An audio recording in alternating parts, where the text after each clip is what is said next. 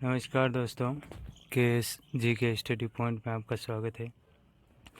यदि अभी तक आपने हमारे चैनल को सब्सक्राइब नहीं किया है तो सब्सक्राइब कर लें, वीडियो को लाइक और शेयर ज़रूर करें। और यदि आप इस वीडियो की पीडीएफ चाहते हैं तो हमारे टेलीग्राम चैनल को ज्वाइन करें, जिसका लिंक आपको डिस्क्रिप्शन में मिल जाएगा। आज के करंट अफेयर्स के सेशन में हम पढ़ेंगे 4 और 5 मई 2020 के महत्वपूर्ण करंट अफेयर्स। प्रश्न 1, विश्व प्रेस स्वतंत्रता दिवस कब मनाया जाता है? उत्तर ऑप्शन 2, 3 मई को विश्व प्रेस स्वतंत्रता दिवस मनाया जाता है। महत्वपूर्ण तथ्य: 3 मई 2020 को संपूर्ण विश्व में विश्व प्रेस स्वतंत्रता दिवस मनाया गया। इसका मुख्य विषय था बिना भय अथवा पक्षपात के पत्रकारिता, और इसे मनाने का उद्देश्य था प्रेस की स्वतंत्रता का मूल्यांकन करना तथा इसकी स्वतंत्रता पर बाह्य तत्वों के हमले से बचाव करना एवं प्रेस की स्वतंत्रता के लिए शहीद हुए संवाददाताओं की यादों को सहेजना। उल्लेखनीय है कि दिसंबर 1993 में संयुक्त राष्ट्र महासभा ने 3 मई को प्रतिवर्ष इस दिवस को मनाने की घोषणा की। प्रश्न 2, केंद्रीय संस्कृति मंत्री प्रहलाद सिंह पटेल ने महान पुरातत्ववेत्ता प्रोफेसर बीबी लाल इंडिया रीडिस्कवर्ड का विमोचन किया। प्रोफेसर बीबी लाल को किस वर्ष पद्म भूषण से सम्मानित किया गया?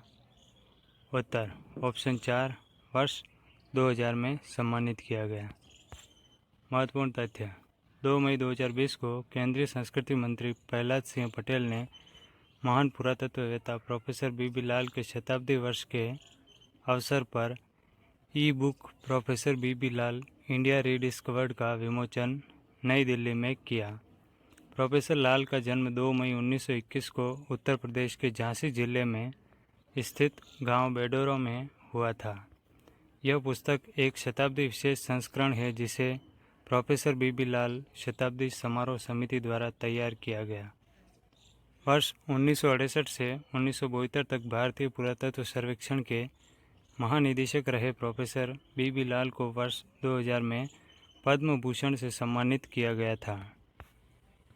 प्रोफेसर लाल को वर्ष 1944 में तक्षशिला में सर मोर्टिमर व्हीलर द्वारा प्रशिक्षित किया गया था। हस्तिनापुर उत्तर प्रदेश, शिशुपालगढ़ उड़ीसा, पुराना किला दिल्ली, कालीबंगन राजस्थान सहित कई महत्वपूर्ण स्थलों की खुदाई प्रोफेसर लाल के निर्देशन में हुई थी। वर्ष 1975 से 76 के बाद प्रोफेसर लाल द्वारा रामायण के पुरातात्विक स्थलों अयोध्या, भारद्वाज आश्रम, श्रृंगवेरपुर, नंदीग्राम एवं चित्रकूट जैसे स्थलों की जांच भी की गई थी। प्रश्न 3, असम सरकार ने कोविड-19 महामारी के दौरान राज्य में रिपोर्टिंग करने वाले पत्रकारों के लिए कितनी राशि के बीमा कवर की घोषणा की? उत्तर ऑप्शन 4, 50 लाख रुपए के बीमा कवर की घोषणा की। महत्वपूर्ण तथ्य: 27 अप्रैल 2020 को असम सरकार ने कोविड-19 महामारी के दौरान राज्य में रिपोर्टिंग करने वाले पत्रकारों के लिए 50 लाख रुपए के बीमा कवर की घोषणा की। पत्रकारों के संबंध में यह निर्णय असम मंत्रिमंडल की बैठक में लिया गया। उल्लेखनीय है कि इससे पूर्व हरियाणा सरकार ने इस महामारी के दौरान जान जोखिम में डालकर रिपोर्टिंग करने वाले पत्रकारों के लिए 10 लाख रुपए के बीमा कवर की घोषणा की थी। प्रश्न 4, किस देश में कोरोना वायरस महामारी लॉकडाउन के कारण संकटग्रस्त छोटे कारोबारियों की मदद के लिए बाउंस बैंक लोन स्कीम की शुरुआत की गई? उत्तर ऑप्शन 4, ब्रिटेन में। महत्वपूर्ण तथ्य: 4 मई 2020 को ब्रिटेन सरकार कोरोना वायरस महामारी लॉकडाउन के कारण संकटग्रस्त छोटे कारोबारियों की मदद के लिए बाउंस बैंक लोन स्कीम की शुरुआत करेगी। यह योजना 100% सरकार द्वारा वित्त पोषित है। इस योजना के तहत पात्र छोटे कारोबारी प्रथम 12 महीनों के लिए 2000 से 50,000 पाउंड तक के ब्याज मुक्त ऋण के लिए ऑनलाइन आवेदन कर सकते हैं। उल्लेखनीय है कि ब्रिटेन सरकार ने कोविड-19 महामारी के कारण जान गंवाने वाले राष्ट्रीय स्वास्थ्य सेवा कर्मियों के परिवार हेतु 60,000 पाउंड राशि की बीमा योजना की भी घोषणा की है। प्रश्न 5, मणिपुर के काले चावल गोरखपुर टेराकोटा एवं कोविलपट्टी की कदलाई मिठाई को भौगोलिक संकेत जीआई टैग प्रदान किया गया। मणिपुर के काले चावल का काला रंग किसके कारण होता है? उत्तर ऑप्शन 2 एंथोसाइनिन एजेंट के कारण काला होता है। महत्वपूर्ण तथ्य 30 अप्रैल 2020 को मणिपुर के काले चावल गोरखपुर टेराकोटा एवं कोविलपट्टी की कदलाई मिठाई को भौगोलिक संकेत प्रदान किया गया। मणिपुर के काले चावल के जीआई टैग हेतु आवेदन उत्तरी पूर्वी क्षेत्रीय विपणन निगम लिमिटेड ने किया था। एंथोसाइनिन एजेंट के कारण इस चावल का रंग काला होता है। गोरखपुर टेराकोटा के लिए उत्तर प्रदेश के लक्ष्मी टेराकोटा मूर्ति कला केंद्र द्वारा आवेदन दायर किया गया। कदलाई मिठाई तमिलनाडु के दक्षिणी भागों में बनाई जाने वाली मूंगफली कैंडी है। मूंगफली और कैंडी को तैयार करने में विशेष रूप से थामीबरानी नदी के पानी का उपयोग किया जाता है। भौगोलिक संकेतक रजिस्ट्री द्वारा कश्मीर केसर को भी जीआई टैग प्रदान किया गया है। कश्मीरी केसर को जीआई टैग नंबर 635 दिया गया है। प्रश्न 6 किस देश ने ईरान समर्थित आतंकवादी संगठन हिजबुल्लाह पर प्रतिबंध लगाते हुए उसे एक आतंकवादी संगठन घोषित किया? उत्तर ऑप्शन 2 जर्मनी ने। महत्वपूर्ण तथ्य 30 अप्रैल 2020 को जर्मनी ने ईरान समर्थित आतंकवादी संगठन हिजबुल्लाह पर पूर्णतः प्रतिबंध लगाते हुए उसे एक आतंकवादी संगठन घोषित किया। जर्मनी ने इस संगठन पर प्रतिबंध देश में आतंकी हमले कराए जाने की आशंका के मद्देनज़र लगाया है। हिजबुल्लाह लेबनान का एक उग्रवादी राजनीतिक शिया मुस्लिम समूह है। हिजबुल्लाह का अरबी भाषा में नाम पार्टी ऑफ गॉड या अल्लाह की पार्टी है, जिसकी स्थापना वर्ष 1982 में प्रथम इजराइल लेबनान युद्ध के बाद की गई थी। इस आतंकी संगठन को संयुक्त राज्य अमेरिका और अन्य पश्चिमी देशों द्वारा आतंकवादी समूह के रूप में नामित किया गया है। वर्तमान में इस समूह के सीरिया एवं ईरान के साथ राजनीतिक तथा सैन्य संबंध है। यह संगठन मुख्य रूप से दक्षिणी बेरूत, दक्षिणी लेबनान और बेका घाटी के शिया बहुल क्षेत्रों में विस्तृत है। प्रश्न 7 किसे वर्ष 2020 के UNESCO Guillermo canoe world press freedom award प्रदान किए जाने की घोषणा की गई? उत्तर ऑप्शन 1 जिनेथ बेडोया लिमा को। महत्वपूर्ण तथ्य 30 अप्रैल 2020 को कोलंबिया की प्रसिद्ध खोजी पत्रकार जिनेथ बेडोया लिमा को वर्ष 2020 के UNESCO Guillermo canoe world press freedom award प्रदान किए जाने की घोषणा की गई। उल्लेखनीय है कि इस पुरस्कार का नाम कोलंबिया के पत्रकार गिलर्मो कैनो इसाजा के नाम पर रखा गया है, जिनकी 17 दिसंबर 1986 को कोलंबिया बोगोटा में उनके अखबार एल स्पेक्टडोर के कार्यालय के सामने हत्या कर दी गई थी। ज्ञातव्य है कि वर्ष 2019 का यह पुरस्कार म्यांमार के पत्रकार क्याव सो ओ एवं लोन को संयुक्त रूप से प्रदान किया गया था। प्रश्न 8 राष्ट्रीय पोर्टेबिलिटी योजना एक राष्ट्र एक राशन कार्ड के अंतर्गत राष्ट्रीय क्लस्टर के साथ 5 राज्यों या केंद्र शासित प्रदेशों के जुड़ने से राष्ट्रीय क्लस्टर से जुड़े राज्यों केंद्र शासित प्रदेशों की संख्या कितनी हो गई है? उत्तर ऑप्शन 3 17 हो गई है। महत्वपूर्ण तथ्य 1 मई 2020 को केंद्रीय उपभोक्ता मामले, खाद्य और सार्वजनिक वितरण मंत्री रामविलास पासवान ने राष्ट्रीय पोर्टेबिलिटी योजना एक राष्ट्र एक राशन कार्ड के अंतर्गत राष्ट्रीय क्लस्टर के साथ 5 राज्यों या केंद्र शासित क्षेत्रों को जोड़ने हेतु मंजूरी प्रदान की। इन 5 राज्यों या केंद्र शासित प्रदेशों में उत्तर प्रदेश, बिहार, पंजाब, हिमाचल प्रदेश और दादर नगर हवेली तथा दमन व दीव शामिल है। इन 5 राज्यों या केंद्र शासित प्रदेशों के जुड़ने से राष्ट्रीय क्लस्टर से जुड़े राज्यों या केंद्र शासित प्रदेशों की संख्या 17 हो गई है।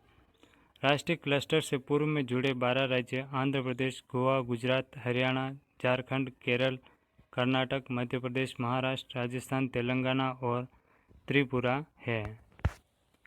राष्ट्रीय या अंतर्राज्यीय पोर्टेबिलिटी की सुविधा 17 राज्यों या संघ शासित क्षेत्रों के लगभग 60 करोड़ NFSA लाभार्थियों को मिलेगी और वे एक राष्ट्र एक राशन कार्ड योजना के अंतर्गत 17 राज्यों या केंद्र शासित क्षेत्रों में किसी भी स्थान पर अपनी पसंद की उचित मूल्य वाली दुकान से अपने हक का कोटा खरीद सकते हैं। प्रश्न 9। कोविड-19 के कारण किस देश में 27 जुलाई से 14 अगस्त तक होने वाले प्रमुख बहुपक्षीय हवाई युद्धाभ्यास पिच ब्लैक 2020 को रद्द कर दिया गया है? उत्तर ऑप्शन 1 ऑस्ट्रेलिया में होने वाले पिच ब्लैक को रद्द कर दिया गया। महत्वपूर्ण तथ्य, यह युद्धाभ्यास विश्व भर की सेनाओं को एक साथ सहभागिता करने का अवसर प्रदान करता है। इससे पहले भारतीय वायुसेना ने पिच ब्लैक 2018 में पहली बार भाग लिया था। अभ्यास पिच ब्लैक ऑस्ट्रेलियन एयरफोर्स द्वारा आयोजित एक द्विवार्षिक युद्ध अभ्यास है। इसकी शुरुआत वर्ष 1981 में हुई थी। हाल के वर्षों में भारत का ऑस्ट्रेलिया के साथ रक्षा एवं रणनीतिक जुड़ाव विशेष रूप से नौसैनिक सहयोग अधिक मजबूत हुआ है। प्रश्न 10। लोकपाल सदस्य न्यायमूर्ति अजय कुमार त्रिपाठी का निधन हो गया। इससे पूर्व वह किस उच्च न्यायालय में मुख्य न्यायाधीश रहे? उत्तर ऑप्शन 2 छत्तीसगढ़ उच्च न्यायालय में। महत्वपूर्ण तथ्य, 2 मई 2020 को लोकपाल सदस्य न्यायिक एवं छत्तीसगढ़ उच्च न्यायालय के पूर्व मुख्य न्यायाधीश न्यायमूर्ति अजय कुमार त्रिपाठी का निधन हो गया। वह 62 वर्ष के थे। उनका निधन कोरोना संक्रमण से हुआ है। 27 मार्च 2019 को उन्होंने लोकपाल के न्यायिक सदस्य के रूप में शपथ ली थी। वह 7 जुलाई 2018 से 22 मार्च 2019 तक छत्तीसगढ़ उच्च न्यायालय के मुख्य न्यायाधीश रहे हैं। प्रश्न 11। के.एस. निसार अहमद का निधन हो गया। वह कौन थे? उत्तर ऑप्शन 1 वह कवि और लेखक थे। महत्वपूर्ण तथ्य, 2 मई 2020 को प्रसिद्ध कन्नड़ कवि एवं लेखक के.एस. निसार अहमद का निधन हो गया। वह 84 वर्ष के थे।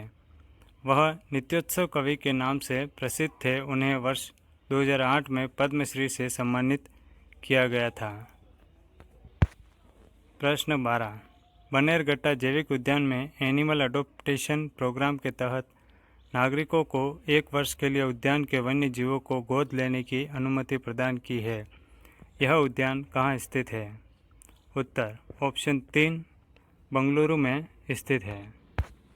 महत्वपूर्ण तथ्य, 1 मई 2020 को बंगलुरु स्थित बनेरघट्टा जैविक उद्यान ने एनिमल अडॉप्टेशन प्रोग्राम के तहत नागरिकों को 1 वर्ष के लिए उद्यान के वन्य जीवों को गोद लेने की अनुमति प्रदान की। इस जैविक उद्यान के वन्य जीवों को घर ले जाने हेतु नागरिकों को कुछ धनराशि अदा करनी होगी।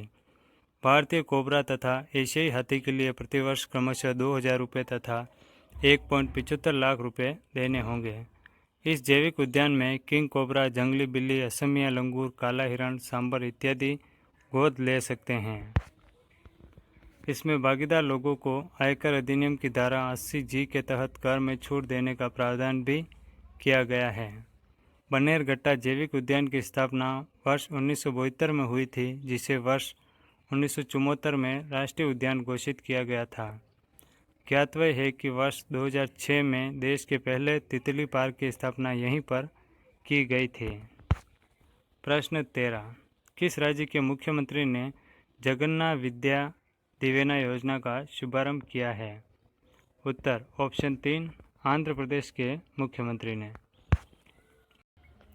महत्वपूर्ण तथ्य, 28 अप्रैल 2020 को आंध्र प्रदेश के मुख्यमंत्री वाई.एस. जगनमोहन रेड्डी ने गुंटूर जिले में स्थित तेदेपल्ली में जगन्नाथ विद्या दिवेना योजना का शुभारंभ किया। इस योजना के लिए राज्य सरकार ने कुल 4000 करोड़ रुपए की राशि जारी की है। इस योजना के तहत आगामी शैक्षणिक सत्र 2020-21 में शुल्क प्रतिपूर्ति महाविद्यालयों के खातों के बजाय विद्यार्थियों के अभिभावकों के खातों में जमा की जाएगी। योजना के अंतर्गत राज्य सरकार ITI, BTech, MBA, MCA और B.Ed पाठ्यक्रमों के लिए शुल्क प्रतिपूर्ति करेगी।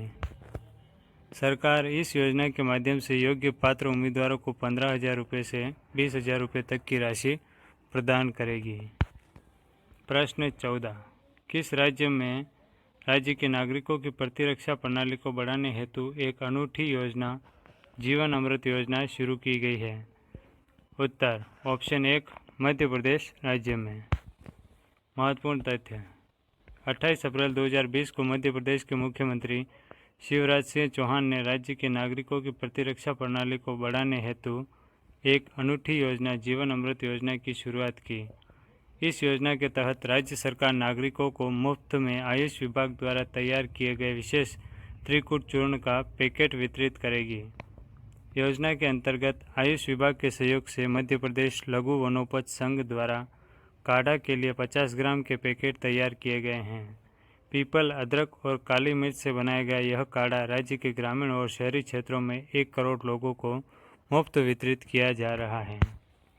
प्रश्न 15 किस राज्य में राज्य के प्राइमरी स्कूलों में पढ़ने वाले बच्चों की सुविधा घर बैठे पढ़ाई करने का अवसर प्रदान करने हेतु संपर्क बैठक मोबाइल एप्लीकेशन लॉन्च किया गया? उत्तर ऑप्शन 2 हरियाणा राज्य में। महत्वपूर्ण तथ्य 23 अप्रैल 2020 को हरियाणा के शिक्षा मंत्री कंवर पाल ने राज्य के प्राइमरी स्कूलों में पढ़ने वाले बच्चों की सुविधा के लिए संपर्क बैठक मोबाइल एप्लीकेशन लॉन्च किया। इसके माध्यम से लॉकडाउन की अवधि के दौरान बच्चों को घर बैठे पढ़ाई करने का अवसर प्राप्त होगा। इस एप्लीकेशन में कार्टून व फिल्मों के माध्यम से 5वीं कक्षा की पढ़ाई को सरल एवं रुचिकर बनाया गया है। इसका उपयोग शिक्षकों, अभिभावकों, बच्चों के अलावा शिक्षा विभाग द्वारा भी किया जा सकेगा। इस एप्लीकेशन में विभिन्न अवधारणाओं के लगभग 500 वीडियो और ऑडियो हैं। संपर्क बैठक मोबाइल एप्लीकेशन का प्लेटफॉर्म फेसबुक के सदृश है, जिस पर शिक्षकों को कमेंट करने, लाइक करने और पोस्ट डालने आदि पर अंक प्रदान किए जाएंगे और उनको इसका प्रमाण पत्र भी दिया जाएगा। आवश्यकता पड़ने पर सभी प्रकार की सूचनाएं अथवा विभागीय सर्कुलर और आवश्यक आंकड़े इस संपर्क बैठक मोबाइल एप्लीकेशन द्वारा सभी के साथ साझा किया जा सकता है। प्रश्न 16 अमेरिका के राष्ट्रपति डोनाल्ड ट्रंप ने हाल ही में किसको आर्थिक सहयोग और विकास संगठन में अमेरिका का अगला दूत नियुक्त किया है? उत्तर ऑप्शन 4 मनीषा सिंह को। महत्वपूर्ण तथ्य मनीषा सिंह भारतीय अमेरिकी राजनयिक है। मनीषा अभी विदेश विभाग में सहायक मंत्री है। वह आर्थिक और व्यापारिक मामले अभी देखती है। आर्थिक सहयोग और विकास संगठन का मुख्यालय फ्रांस के पेरिस में है, जिसमें 36 देश शामिल हैं।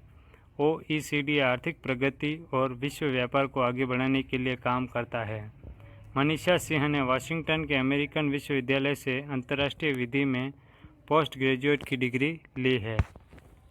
प्रश्न 17 किस राज्य सरकार ने खांसी, जुकाम और बुखार के लिए ओवर द काउंटर OTC दवाएं खरीदने वाले लोगों पर नज़र रखने के लिए mobile app Covid pharma launch किया है? उत्तर आंध्र प्रदेश सरकार ने। महत्वपूर्ण तथ्य आंध्र प्रदेश के चिकित्सा एवं स्वास्थ्य विभाग ने हाल ही में कोविड फार्मा नाम से मोबाइल ऐप लॉन्च किया। इस ऐप की मदद से राज्य में दवा की दुकानों से खांसी, जुकाम और बुखार की दवा खरीदने वालों पर नज़र रखी जाएगी। इस ऐप के जरिए दुकानदार दवा खरीदने वाले से फ़ोन नंबर आदि सहित अन्य जानकारी लेगा और सरकार को इसकी सूचना देगा। आंध्र प्रदेश सरकार के अनुसार मौजूदा परिस्थितियों में इससे उन लोगों का पता लगाने में आसानी होगी जिनमें कोविड-19 के लक्षण हैं। तो फ्रेंड्स, ये थे 4-5 मई 2020 के महत्वपूर्ण करंट अफेयर्स। वीडियो पसंद आया हो तो लाइक करें, शेयर करें और हमारे चैनल KSGK स्टडी पॉइंट को सब्सक्राइब करें। धन्यवाद।